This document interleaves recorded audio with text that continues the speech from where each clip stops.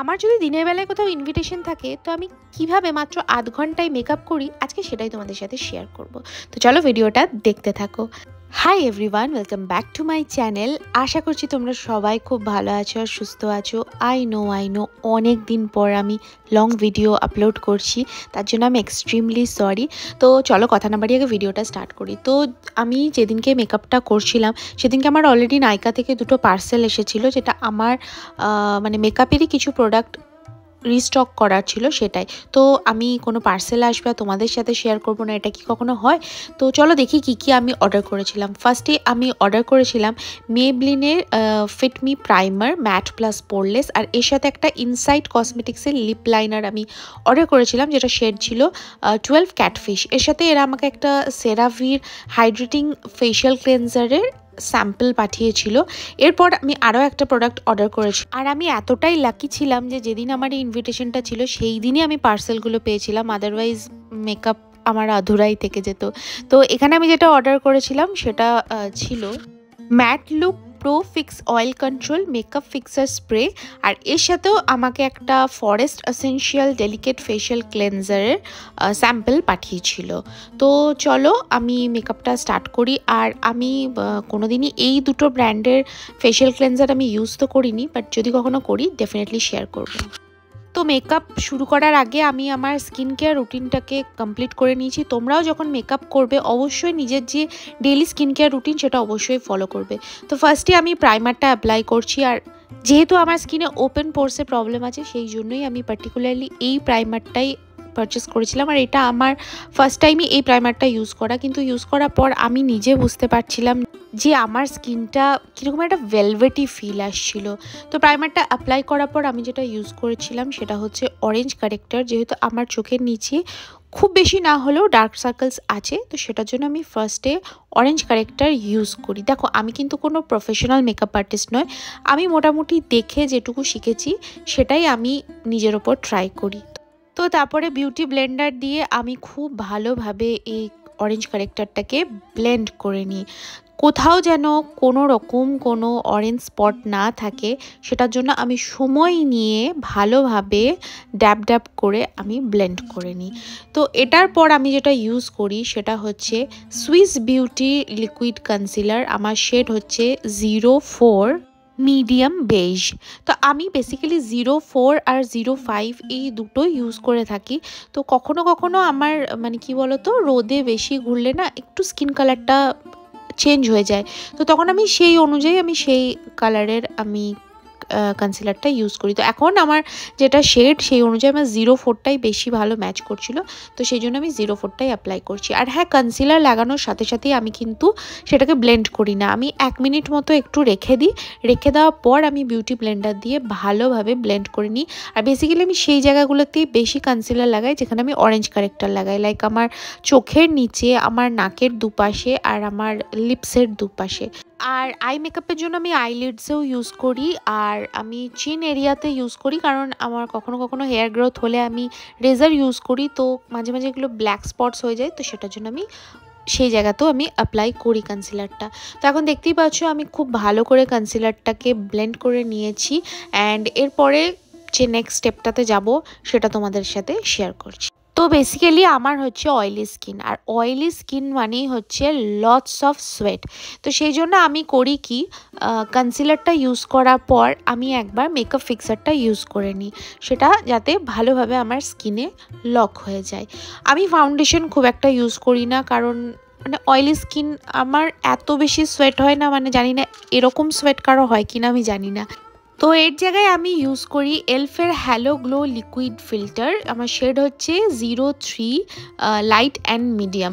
তো আমি প্রোডাক্টটাকে ডাইরেক্ট স্কিনে ইউজ করি না, আমি আগে হাতে নিয়ে সেটাকে ভালোভাবে ওয়ার্ম করে নিয়ে একটু, তারপরে সেটাকে স্কিনে অ্যাপ্লাই করি। এটা একটা মিডিয়াম কভারেজ দেয়, কিন্তু এর গ্লোটা আমার ভীষণ ভালো লাগে, এবং তোমরা চাইলে এটা ডেইলি ইউজও করতে পারো। অনেকে বলে এটা শার্লেট টিলবারির হলিউড ফ্ললেস ফিল্টারের ডিউপ, বাট আমি যেহেতু ওটা ইউজ করিনি তাই আমি ঠিক কম্প্যারিজনটা তোমাদেরকে বলতে পারবো না। তো এটা তোমরা চাইলে ইজিলি হাতেও তোমরা ব্লেন্ড করে নিতে পারো, বাট আমি বিউটি ব্লেন্ডার দিয়ে এটাকে খুব ভালোভাবে ব্লেন্ড করে নিচ্ছি, এবং ব্লেন্ড করার সাথে সাথে তোমরা দেখতে পাচ্ছ একটা কিন্তু হালকা গ্লো স্কিনে কিন্তু আসছে। তো আমি এটার একটাই লেয়ার ইউজ করি, তোমরা চাইলে আর একটা লেয়ারও এটা দিতে পারো স্কিনের মধ্যে। তো তারপর ভালোভাবে আমি এটাকে বিউটি ব্লেন্ডার দিয়ে ব্লেন্ড করে নিচ্ছি, এবং ব্লেন্ড করার সাথে সাথে তোমরা দেখতেই পাচ্ছ আমার স্কিনে অলরেডি হালকা হালকা গ্লো। এবারে এই মেকআপটাকে সেট করব আমি সুগারের all set go translucent powder দিয়ে। আর এই পাউডারটা ভীষণ ভালো, এবং মানে কি বলবো, আন্ডার ₹1000 একটা ভীষণ ভালো ট্রান্সলুসেন্ট পাউডার যদি তোমরা নিতে চাও আফটার মেবলিন, তাহলে তোমরা এটা একবার ইউজ করতে পারো। তো পাউডারটা অ্যাপ্লাই করার পর আমি 1 থেকে 2 মিনিট আমি রেখে দিই, দেন আমি ভালো করে ব্রাশ দিয়ে এটাকে ব্লেন্ড করে নিই। এবং এই পাউডারটা কিন্তু আমার মেকআপটাকে ধরে রাখতে খুবই সাহায্য করে। আর এইদিকে দেখো, মেকআপ করতে করতে হঠাৎ ঘরের মধ্যে বোলতা ঢুকে গেছিলো, আর আমি তো একদম ভয়ে কি করব খুঁজেই পাচ্ছিলাম না। তো যাই হোক, আবার পাউডার দিয়ে সেট করার পর আমি ভালো করে মেকআপ সেটিং স্প্রেটা ইউজ করছি। আর এই মেকআপ সেটিং স্প্রেটা যাদের অয়েলি স্কিন তাদের জন্য খুবই ভালো। তো এরপর আমি এলফের একটা ব্রঞ্জার আমি ইউজ করছিলাম। আমি সত্যি বলতে কন্ট্রোর ব্রঞ্জার খুব একটা ভালোভাবে ইউজ করতে জানি না, কিন্তু আমার নোজ আর ডাবল চিন এরিয়াকে একটু ঢাকতে আমাকে কন্ট্রোল করতেই হয়। তাই যদি কোথাও কোনো ভুল হয়ে থাকে তো তার জন্য আমি এক্সট্রিমলি সরি। তো ডাবল চিন এরিয়া ব্রঞ্জারটাকে ভালো করে ব্লেন্ড করে নেওয়ার পর আমি সোজা চলে গেছি আই মেকআপ। তো এরপর আই মেকআপের জন্য আমি ইউজ করছি সুইস বিউটির একটা আইশ্যাডো প্যালেট। তো বেসের জন্য ফার্স্টেই আমি একটা লাইটার শেড নিয়ে ভালোভাবে আমি ব্লেন্ড করে নেব। আর যেহেতু দিনের বেলা, তো আমার খুব বেশি আই মেকআপ করার ইচ্ছে নেই, তো সেজন্য আমি এরপর একটা ব্রাউন শেড নিয়ে ভালোভাবে আমি ব্লেন্ড করে নিচ্ছি। তো দুদিকেই আইশ্যাডো অ্যাপ্লাই করে নেওয়ার পর আমি যেটা করেছিলাম, সেই স্টেপটা ভিডিও নেওয়া হয়নি, সেটা হচ্ছে আমি কাজলটাকে ভালো করে একটু স্মাজ করে নিয়েছিলাম, যাতে একটু মানে একটু স্মোকি টাইপের লুক আসে। তো আমার খুব ভালো লাগে স্মোকি আইজ আর স্মোকি মেকআপ, বাট দিনের বেলায় সেটা আমার কাছে খুবই হেভি হয়ে যেত। সেই জন্য আমি বেশি কিছু স্মোকি ট্রাই না করে অনলি লোয়ার ওয়াটার লাইনে আমি স্মোকি লুকটা দিয়েছি। তো এরপর যেটা করেছি, আমি যে ডার্কার আইশ্যাডোটা আমি ইউজ করেছিলাম সেটাকে আমি লোয়ার ওয়াটার লাইনে ভালোভাবে একটু ব্লেন্ড করে নিচ্ছি কাজলটার সাথে। এরপরে ফার্স্টেই যে লাইটার শেডটা আমি ইউজ করেছিলাম আই মেকআপ স্টার্ট করার সময়, সেই লাইটার শেডটাকে আমি ভালোভাবে এই কাজল আর ডার্ক ব্রাউন শেডের সাথে ব্লেন্ড করে একটা স্মুথ আই মেকআপ ক্রিয়েট করব। এরপর আমি ইউজ করব faces Canada ultimate pro HD upper lashes mascara.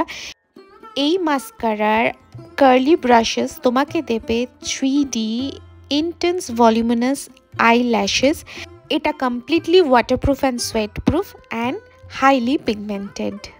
আচ্ছা, আমার মতন কার কার সাথে হয় গো এরকম মাস্কারা লাগানোর সময় চোখের তলায় মাস্কারা লেগে যায়? কমেন্ট করে জানাবে। হ্যাঁ, এরপর আমি ইউজ করছি Milani baked blush powder, shade হচ্ছে লুমিনোসো ট্রাভেল। যদি তোমরা নো মেকআপ লুকের মধ্যে বা মেকআপের মধ্যে একটা সানকিস্ট লুক চাইছো, তাহলে তোমরা এই ব্লাশটা একবার ডেফিনেটলি পারচেস করতে পারো।